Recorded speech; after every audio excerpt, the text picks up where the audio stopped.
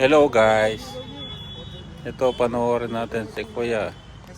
Nagbebenta ng balat ng itlog na native. Yung balat lang guys ha. Yan, sinasawsaw dyan sa tubig na baha, nilagyan ng chili powder, asin, asukal. Tapos yan, abo ng patay. Dinigdig na green na sili, tsaka maraming paminta at api. Tapos si mekos dagdagan ng tubig na konting malinis.